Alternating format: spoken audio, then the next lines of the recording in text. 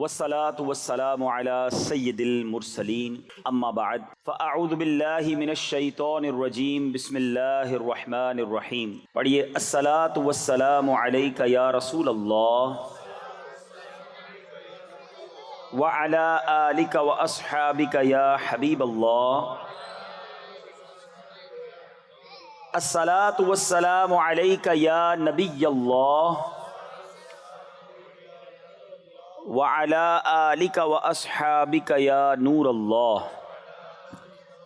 درود پاک پڑھنے کے بے شمار فضائل و برکات ہیں، اور فضائل درود پاک میں اس قدر احادیث اور اس قدر روایات ہیں. جب حدیث کی کتابوں کو آپ اٹھائیں گے تو حدیث کی کتابوں میں درود پاک کے فضائل پر موجود حدیثوں کا آپ کو الگ چیپٹر ملے گا. یعنی اتنی نبی پاک علیہ الصلوۃ والسلام نے صرف درود پاک کے فضائل پر اپنے فرامین ارشاد فرمائے کہ there will be a separate chapter on all books of احادیث. اب میں جس حدیث کو آپ کے سامنے رکھنے جا رہا ہوں، یہ اتنی خوبصورت اور اتنا کمال کا انعام ہے کہ نبی پاک علیہ الصلوۃ والسلام فرماتے ہیں، جس کا مضمون ہے کہ کل بروز قیامت تم میں سے میرے سب سے نزدیک وہ ہوگا، the closest amongst you on the day of judgment with me. وہ کون ہوگا؟ پیارے آقا فرماتے ہیں جس نے دنیا میں مجھ پر کثرت سے درود پاک پڑھے ہوں گے. بظاہر یہ ایک لائنر حدیث ہے، لیکن واللہ میں صرف آج کا بیان اس حدیث کو اوپر بیان کر دوں نا تو یہی کافی ہے. پہلے try to imagine day of judgment, قیامت کا دن جو ہے وہ کتنا مشکل دن ہے. اور اس دن سب سے پہلے تو آپ یہ سمجھیے کہ رش کتنا ہوگا. جو لوگ حج کر کے آئیں میری بات ذرا جلدی سمجھ جائیں گے. حج کے دن عرفات کے میدان میں 25-30 لاکھ حاجی ہوتے ہیں، اور وہ پنجابی میں کہتے ہیں نا لگ پتا جاتا ہے کہ کراؤڈ کہتے کس کو ہیں. جس نے پہلی بار حج کیا ہو تو اس نے کبھی اتنا کراؤڈ دیکھا ہی نہیں ہوتا، اور کوئی کھو جائے تو وہ ملنے کا چانس نہیں ہے. 25-30 لاکھ لوگوں میں ہم اپنا خیمہ ڈھونڈنا مشکل، کسی دوست تک پہنچنا مشکل. میرے ساتھ رہیے گا ذرا، ٹھیک ہے؟ آپ کو پتہ ہے قیامت کے دن کتنے لوگ ہوں گے؟ ہیں 8 ارب تو اس وقت دنیا میں لوگ ہیں نا، 8 بلین. اور from the day first day حضرت آدم علیہ السلام سے لے کر ٹل دا ڈے آف ججمنٹ، قیامت تک جتنے لوگ دنیا میں آئیں گے سب قیامت کے دن ہوں گے. تو پتہ نہیں کتنے بلین، کتنے ٹریلین، پتہ نہیں کتنے لوگ ہوں گے. خرب ہوں گے یا خربوں میں ہوں گے. اچھا، اب عرفات کے میدان میں جب ہم ہوتے ہیں نا تو ہماری اگر کوئی پیدل جا رہا ہے یا بس سے اتر گیا ہے تو اب اس کی شاید اس وقت زندگی کی سب سے بڑی تمنا یہ ہوتی ہے خیمے میں پہنچ جاؤں، اپنی جگہ پہنچ جاؤں، اپنے ٹھکانے میں پہنچ جاؤں، کیونکہ سایہ مل جائے گا، پانی مل جائے گا، اے سی چل رہا ہوگا، تھوڑا ریلیکس ہو جاؤں گا. ایسا ہی ہے نا؟ مجھے سچ بتائیں، ان اربوں خربوں لوگوں کی، اچھا ان میں مسلمان کتنے ہوں گے؟ اس وقت 2 ارب مسلمان ہیں دنیا میں، اس وقت تک اور بہت زیادہ ہو جائیں گے. ان کم از کم اربوں مسلمانوں کی خواہش کیا ہوگی کہ ملنا کس سے ہے؟ کون سی ایسی ذات ہے جو ان تمام کلیمٹیز، تمام پرابلم سے مجھے بچا لے گی؟ ہیں ساری کائنات میں کوئی نہیں ہے میرے آقا کے علاوہ، کیونکہ آپ کو شافع روز محشر بنایا گیا ہے. آپ کو قیامت کے دن مقام محمود عطا کیا جائے گا. ہی از دا اونلی، اس دن پیارے آقا ہوں گے جو ہماری کیور کریں گے، ہمیں سپورٹ کریں گے، ہماری شفاعت کریں گے. اور اگر لسٹ بنائے نا قیامت کے دن کی پرابلمز کا، تو اگر آپ سمجھنا چاہتے ہیں کہ قیامت کے دن ہوگا کیا، سیکوینس وائز کیا کیا پرابلمز ہوں گے، اور یہ کس طرح ڈے آف ججمنٹ پورا برپا ہوگا، محشر برپا کیسے ہوگا، if you want to understand in brief, تو میں مشورہ دوں گا کہ بہار شریعت حصہ اول، یہ صدر الشریعہ مفتی امجد علی اعظمی صاحب نے کمال کیا ہے. آپ یقین کریں، میں نے اتنی بار پڑھا ہے وہ حصہ، خاص طور پہ اس میں قیامت کا باب. آپ بہار شریعت انٹرنیٹ سے ڈاؤن لوڈ کر لیں، فرسٹ چیپٹر اوپن کریں اور اس میں محشر کا چیپٹر آن کر لیں. آپ ایسا لگے گا کہ آپ اپنی آنکھوں کے سامنے محشر کو برپا ہوتے ہوئے دیکھ رہے ہیں. آپ نے حدیثوں کے ذریعے یہ بتایا کہ پہلے کیا ہوگا، پھر کیا ہوگا، لوگ پہنچیں گے کیسے محشر میں، ان کے لباس کا کیا حال ہوگا، ان کے جسموں کا کیا حال ہوگا، ایوری تھنگ انہوں نے بہت کمال سے ڈیفائن کی. تو آپ کا ایک جملہ ہے اس میں، آپ کہتے ہیں کوئی ایک مشکل ہو تو بیان کی جائے، محشر کے دن کوئی ایک پرابلم ہو تو بیان کی جائے. یعنی سب سے بڑی پرابلم تو یہ ہوگی کہ گرمی ہوگی اور انتظار ہوگا. اب ذرا سمجھیے گا، اس کو بھی میں لاجیکلی ڈیفائن کرتا ہوں. کبھی جون جولائی کا مہینہ ہو، آپ کسی کی ڈور بیل بجائیں بنگلے کے باہر، گھر کے باہر جا کر، اور اندر سے جواب آئے کہ بھائی جو ہے نا واش روم میں ذرا 5 منٹ کھڑے رہیے گا. وہ 5 منٹ انتظار میں گرمی میں ہمارا حل کیا ہوتا ہے؟ ہم یا تو واپس جا کے گاڑی میں بیٹھ جاتے ہیں، کھڑے 5-7 منٹ میں پورے ہو جاتے ہیں پسینے میں۔ روایتوں میں آتا ہے کہ وہ دن 50,000 سال کا ہوگا، زمین تانبے کی ہوگی، اور 25,000 سال یعنی ہاف ڈے تو انتظار میں گزر جائے گا۔ یعنی لوگ انتظار کریں گے کہ کچھ تو ہو جائے، حساب کتاب ہی شروع ہو جائے، ہمارا فیصلہ ہی کر دیا جائے۔ اور پھر یہ سارا زمانہ جب آدھا دن گزرے گا نا، تب وہ جائیں گے حضرت آدم علیہ السلام کے پاس اور جا کر کہیں گے کہ اے آدم، آپ ابو البشر ہیں، آپ تو سب سے پہلے اس دنیا میں نبی مبعوث کیے گئے، حضور آپ ہماری مدد کیجئے۔ تو حضرت آدم کہیں گے کہ نہیں، آج میں تمہاری کوئی مدد نہیں کر سکتا، اب بتائیے کہاں جائیں؟ اب آپ کہیں گے اذهبوا الی غیری، کسی اور کے پاس جاؤ۔ یہ پورا محشر، یہ پورا کراؤڈ اب یہ گھومتے گھومتے کبھی حضرت ابراہیم کے پاس، کبھی حضرت موسیٰ کے پاس، کبھی حضرت نوح کے پاس، یہ ٹریول کرتے رہیں گے، اور ہر نبی کہے گا اذهبوا الی غیری، میں آج تمہاری کوئی مدد نہیں کر سکتا، اللہ نے آج ایسا غضب کیا ہے جو پہلے کبھی نہیں کیا، میں تمہاری کوئی ہیلپ نہیں کر سکتا۔ اللہ اکبر۔ اور جب یہ محشر آخر میں حضرت جناب عیسیٰ روح اللہ علی نبینا علیہ السلام کے پاس پہنچیں گے، کہیں گے اے عیسیٰ ہماری مدد کیجئے۔ وہ کہتے ہیں آج میں تمہاری کوئی مدد نہیں کر سکتا۔ تو وہ عرض کریں گے کوئی پتہ ہی بتا دیجئے، کوئی راستہ ہی بتا دیجئے، ہم کس کے پاس جائیں؟ اللہ اکبر۔ تب حضرت عیسیٰ کہیں گے کہ آج تمہاری مدد کسی نے کرنی ہے تو جناب رسول اللہ نے کرنی ہے، وہ خاتم النبیین ہیں، وہ رب کے حبیب ہیں۔ آج محشر کے دن شفاعت کا صحرا انہی کے سر ہے، تم نے انہی کے پاس جانا ہے، انہوں نے آج تمہاری مدد کرنی ہے۔ یہ سارا محشر پھر جناب رسول اللہ کے پاس پہنچیں گے۔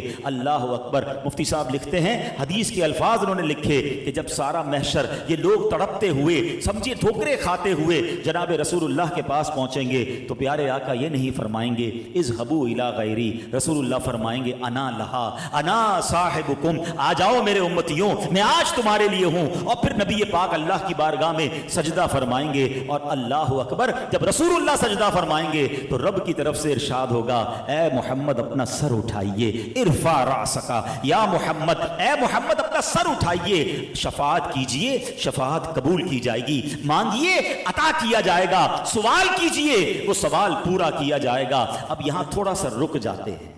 That is a very relevant question۔ آج کل ہمارے بچے ہیں نا بڑے انٹیلیجنٹ ہیں، سوال آئے گا ان کے ذہن میں کہ جناب آپ نے تو حدیث کے ذریعے بتا دیا کہ جناب رسول اللہ ہی شفاعت کریں گے، تو ہم قیامت کے دن ڈائریکٹ رسول اللہ کے پاس چلے جائیں گے، ہمیں کیا ضرورت ہے حضرت آدم کے پاس جانے کی، حضرت ابراہیم کے پاس جانے کی، حضرت نوح کے پاس جانے کی؟ اللہ اکبر۔ جناب علماء فرماتے ہیں یقیناً ہمیں پتا ہے کہ شافع روز محشر رسول پاک ہیں، مگر یہ مینیفیسٹو لکھا ہوا ہے، ہوگا ایسے ہی قیامت کے دن یہ سب کو بھلا دیا جائے گا، سارا محشر پہلے حضرت آدم کے پاس جائے گا، پھر یہ باری باری انبیاء کے پاس جائیں گے، اور آخر میں رسول پاک کے پاس پہنچیں گے۔ اب سوال ہے یہ وجہ کیا ہے؟ What is the reason behind this؟ یہ کیوں محشر کو گھمایا جائے گا؟ تو بات یہ ہے کہ جب بھی عشق کی گتھی سلجھتی ہے تو در رضا سے سلجھتی ہے۔ پھر اعلیٰ حضرت کے قدموں میں حاضری دیتے ہیں، آؤ بریلی کے تاجدار سمجھاتے ہیں، وہ فرماتے ہیں خلیل و نجی، مسیح و صفی، سبھی سے کہیں بھی بنی۔ اے محشر والو سب کے پاس گئے نا، خلیل و نجی، مسیح و صفی، خلیل و نجی، مسیح و صفی، سبھی سے کہیں بھی بنی، یہ بے خبری کہ خلق پھری کہاں سے کہاں تمہارے لیے۔ اللہ اکبر۔ یہ جو محشر کو گھمایا جائے گا نا، یہ سارا کچھ جو معاملہ ہوگا اس کی وجہ یہ ہے، بڑی خوبصورت بات ایک شاعر لکھتے ہیں کہ فقط اتنا سبب ہے انعقاد بزم محشر کا۔ ارے یہ محشر کا میدان سجایا کیوں جا رہا ہے؟ ارے جناب پیدا ہم قبر سے اٹھتے، ہمارے ہاتھ میں اعمال نامہ پکڑا دیا جاتا، رزلٹ دے دیا جاتا کہ تم جنتی ہو، جنت میں جاؤ، تمہیں دوزخ میں جانا ہے، نہیں محشر کے میدان میں آنا ہے۔ اب جناب حساب کتاب ہونا ہے، اتنا بڑا محشر کا میدان سجایا کیوں جا رہا ہے؟ ایک ہی شعر میں ہمیں سمجھا دیا، وہ کہتے ہیں فقط اتنا سبب ہے انعقاد بزم محشر کا، آقا تمہاری شان محبوبی دکھائی جانے والی ہے، دنیا کو بتانا ہے کہ رسول اللہ کا مقام کیا ہے، عرش حق ہے، مسند رفعت رسول اللہ کی، دیکھنی ہے حشر میں عزت رسول اللہ کی، ٹوٹ جائیں گے, گناہگاروں کے فوراً قید و بند, حشر کو کھل جائے گی طاقت رسول اللہ کی. تو یہ محشر کے میدان میں اب جب نبی پاک ہی سکسیسر ہیں, نبی پاک ہی سپورٹر ہیں, پیارے آقا سے ہی جناب شفاعت لینی ہے, تو پتا چلا کہ جو پیارے آقا کے قریب ہو جائے گا اس کے تو سارے کام آسان ہو جائیں گے نا. یقیناً پیاس لگے گی, اور پیاس بھی کیسی لگے گی. اب مثال کر دیتا ہوں, گرمی میں جب ہمیں تھرسٹ, ہم پیاس لگتی ہے, ہم ایک گلاس پیتے ہیں, تھوڑی دیر بعد پھر پانی چاہیے ہوتا ہے, اور گرمی لگتی پھر پانی چاہیے, پیاس بجھتی نہیں ہے. جب سورج زمین پر ہوگا, زمین تانبے کی ہوگی, تو پیاس کتنی لگے گی, کتنے پانی کا انتظام کرنا پڑے گا. اللہ اکبر. مگر میرے رب نے ہمارے آقا علیہ الصلوۃ والسلام کو وہ حوض کوثر عطا کیا ہے. جمعے کے خطبے میں ایک جملہ سنتے ہیں آپ, شربتن ہنیئتم مریئا لا نظمع بعدہ ابدا. فرمایا اللہ نے ایسا شربت عطا فرمایا ہے میرے آقا کو, اس کا کوئی ایک جام پی لے گا پھر اسے پیاس ہی نہیں لگنی ہے. ونس, بس ایک ہی جام چاہیے. تو پلانے والا کون ہے؟ رسول اللہ ہیں. اور ہم اگر رسول اللہ کے قریب ہو جائیں گے تو سارا کام آسان ہو جائے گا نا. حضرت کہتے ہیں نا, ٹھنڈا ٹھنڈا میٹھا میٹھا, ٹھنڈا ٹھنڈا میٹھا میٹھا, پیتے ہم ہیں پلاتے یہ ہیں صلی اللہ علیہ. کتنا مشکل دن ہوگا کہ ماں, سب سے زیادہ میرا خیال رکھنے والی میری ماں, میری تکلیف پہ بے قرار ہونے والی ماں, مگر ماں بھی اپنے بچے کے قریب نہیں آئے گی, وہ بھی مدد نہیں کرے گی. باپ ڈبل ڈیوٹی کرتا ہے آج, اپنے پیٹ کاٹ کر بچے کو پالتا ہے, مگر اس دن نفسا نفسی کا ایسا دور ہوگا کہ والد نہ بیٹے کی مدد کرے گا, نہ بیٹا باپ کو کوئی ہیلپ کر سکے گا. مگر اس دن کون کام آئے گا؟ سنو میرے اعلیٰ حضرت کیا کہتے ہیں.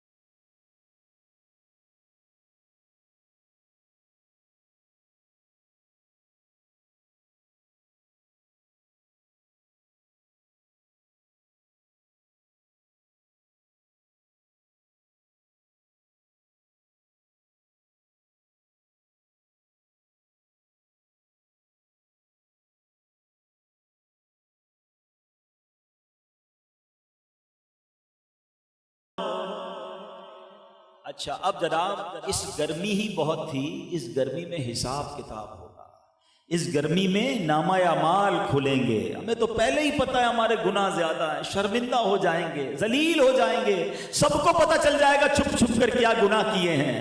مگر سنو میرے آقا کا وہاں شاندار کردار کیا ہوگا کہ اپنی بنی ہم آپ بگاڑے, اپنی بنی ہم آپ بگاڑیں, کون بنائے بناتے یہ ہیں صلی اللہ علیہ وسلم.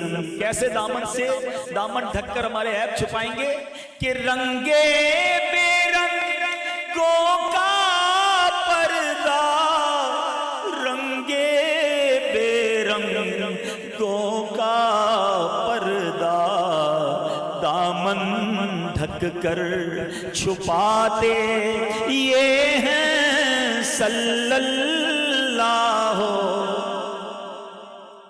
اب اعمال نامے تلیں گے, اسکیل لگایا جائے گا, وزن کیے جائیں گے. پہلے ہی پتہ ہے نیکیوں کا پلڑا ہلکا ہے, اور جس کی نیکیوں کا پلڑا ہلکا ہوا وَأَمَّا مَنْ خَفَّتْ مَوَازِينُهُ, قرآن نے پہلے اعلان کر دیا ہے فَأُمُّهُ هَاوِيَةٌ وَمَا أَدْرَاكَ مَا هِيَ نَارٌ حَامِيَةٌ. قرآن کہتا ہے جس کی نیکیوں کا پلڑا ہلکا وہ تو بھڑکتی بھی آگ میں جائے گا. مگر ہمیں امید کیا ہے کہ اپنے بھرم سے ہم ہلکوں کا, اپنے بھرم سے ہم ہلکوں کا پلہ بھاری بناتے یہ ہیں صلی اللہ علیہ۔ اب پل صراط سے گزارا جائے گا۔ میں نے شروع میں کہا تھا نا کوئی ایک مشکل ہو تو بیان کی جائے، اور پل صراط کا پل کیسا ہوگا؟ ایسی لائٹیں لگی ہوئی، یہ موٹر وے کا پل نہیں ہوگا، تلوار سے زیادہ تیز اور بال سے زیادہ باریک، اندھیرے میں ڈوبا ہوا ہوگا، لوگ کٹ کٹ کر جہنم میں گر رہے ہو، کیا ہوگا ہمارا، کیسے گزریں گے؟ مگر سنو میرے آقا کتنے کریم ہیں کہ اس پل کے کنارے سجدے میں جا کر صدائیں کیا لگا رہے ہو؟ رب سلم امتی، رب سلم، اے اللہ میری امت سلامتی سے گزار دے۔ اعلیٰ حضرت کیا کہتے ہیں؟ سلم سلم کی ڈھارس سے، سلم سلم کی ڈھارس سے، پل سے پار چلاتے یہ ہیں صلی اللہ علیہ وسلم۔ اب آؤ جو میں نے درود پاک کی فضیلت بیان کی ہے، اب سمجھو وہ انعام کتنا بڑا ہے۔ آقا نے کیا فرمایا؟ تم میں سے میرے سب سے نزدیک وہ ہوگا، کس دن؟ قیامت کے دن، جس نے مجھ پر سب سے زیادہ درود پڑے ہوں گے۔ ہائے ہائے ہائے، اب سوچو یہ کتنا بڑا انعام ہے۔ میں گناہگار پتہ نہیں کدھر پڑا ہوا ہوں گا، میں کدھر ہوں گا اور آقا کدھر، میں کیسے ان کو ڈھونڈ سکوں گا، میں کیسے قریب جاؤں گا؟ مگر گویا نبی پاک نے مجھے اور آپ کو گیٹ پاس دیا ہے، میرے پاس آنا ہے تو میرے بندوں دنیا میں درود، میرے غلاموں دنیا میں درود پڑھ لینا۔ ہمارے پاس درود پڑھنے کا ہی ٹائم نہیں ہے، فضول باتیں کروا لو، موبائل فون پر گھنٹوں گزار لیں گے، کرکٹ میچ ہو تو پورا دن دیکھنے کے لیے تیار ہے، نہ نماز کا ہوش ہے، نہ درود کا ہوش ہے، نہ تلاوت کرتے ہیں، نہ کریں ایسا۔ یہ ایک ہی بار زندگی ملی ہے، اسی زندگی میں ہم نے دنیا بھی بہتر کرنی ہے، اپنی آخرت بھی بہتر کرنی ہے۔ اب تو سبحان اللہ اگلے 3-4 دنوں بعد وہ مہینہ آنے والا ہے جس کا سارا سال انتظار تھا نا۔ عاشقان رسول کی تو عید ہوتی ہے، تو میں آپ سے سوال کرنا چاہتا ہوں کہ رسول اللہ صلی اللہ علیہ وسلم کے لیے کیا گفٹ تیار کر رہے ہیں؟ دنیا کا دستور ہے نا، جس کی برتھ ڈے آتی ہے اس کو گفٹ دیتے ہیں، تو پیارے آقا کے لیے آؤ نا مل کر درود کا تحفہ تیار کرتے ہیں۔ اب آج سے روزانہ 1200 بار درود پاک پڑھنا شروع کرتے ہیں، اور نیت کریں گے پورا ربیع الاول ہم روزانہ 1200 بار درود پاک پڑھیں گے، تو انشاءاللہ آپ کے گھر میں رحمتیں الگ، برکتیں الگ، رزق میں برکتیں الگ، صحت اچھی الگ، اور انشاءاللہ جب نبی پاک کی بارگاہ میں تحفہ پیش کریں گے تو کہتے ہیں نا کیا پیش کریں جانا، کیا چیز ہماری ہے، یہ دل بھی تمہارا ہے، یہ جان بھی تمہاری ہے۔ دنیا کا دستور ہے، غریب آدمی، فقیر، مسکین جب کسی بادشاہ کو تحفہ دیتا ہے نا تو وہ اپنی حیثیت کے مطابق دیتا ہے، مگر جب بادشاہ اپنی طرف سے دیتا ہے تو اپنی شان کے مطابق دیتا ہے۔ تو ہم اپنی حیثیت کے مطابق تحفہ دیں، پھر دیکھیں سرکار دو عالم علیہ الصلوۃ والسلام کیسی نگاہ رحمت فرماتے ہیں۔ تو نیت کرتے ہیں انشاءاللہ کثرت